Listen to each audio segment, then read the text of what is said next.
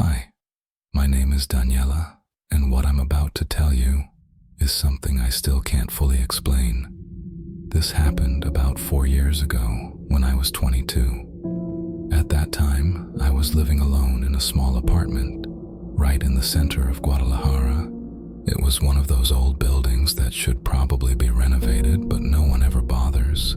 The walls were always damp, the light bulbs flickered all the time, and the whole place had this strange smell, like old wood and humidity mixed with dust. I didn't care much, honestly. I was just happy to have a place of my own. I was finishing college, working part-time in a cafe, barely paying rent, barely sleeping. The only thing that truly bothered me was the bathroom. It had this huge mirror, old and heavy, covering almost the entire wall in front of the shower. It wasn't like a normal mirror. The glass was slightly warped with dark stains around the edges, like it had been there for decades. From the very first night, I felt something was off. When I stepped out of the shower, I could swear my reflection didn't move exactly when I did.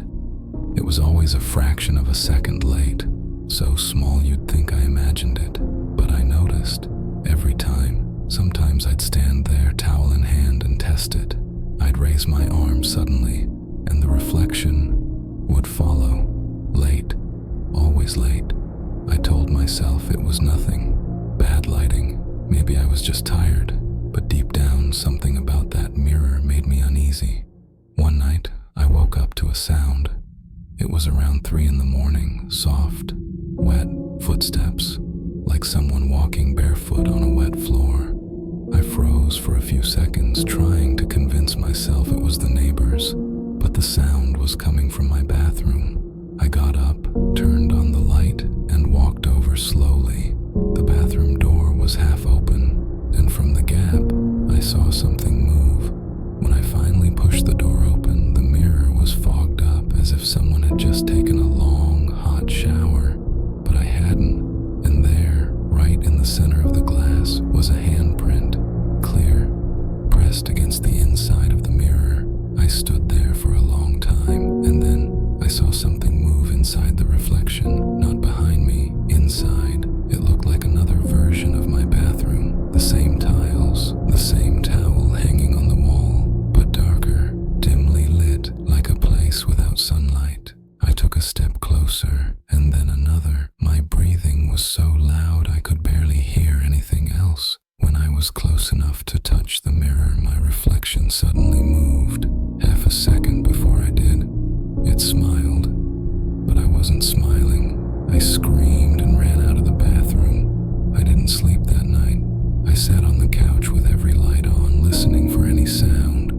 There was nothing, just silence. The next morning I went back to check. The mirror was clear again, but now a thin crack ran down from the top corner to the middle, like something inside had pushed too hard.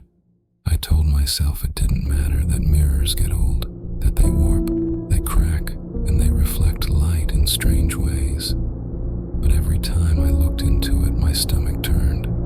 There was something wrong with the way it showed me. Something in the eyes. Too still, too aware.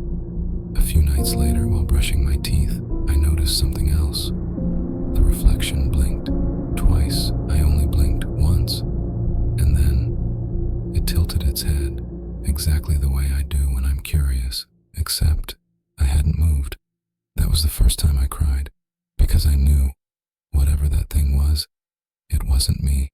I told a friend from school. She laughed at first, said I was probably stressed, but then she came over to see it. The moment she looked into the mirror, her face changed. She got quiet. Then she asked, "Why does it look like there's another light behind you?" I turned around. There was nothing there. When I looked back, she had stepped away, pale as paper. She left early and never came back to visit. That night, I covered the mirror with an old towel. I told myself I'd throw it out in the morning. But around 2:30 a.m., I heard a sound, a tapping, soft, steady, coming from behind the towel. I sat up, shaking. The tapping grew faster, louder, and then, through the sound, a whisper, my voice. "Let me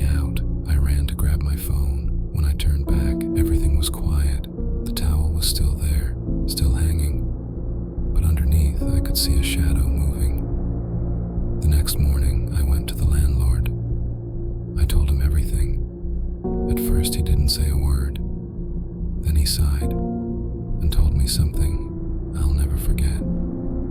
He said the previous tenant had a problem with that same mirror. She complained about seeing things, hearing voices.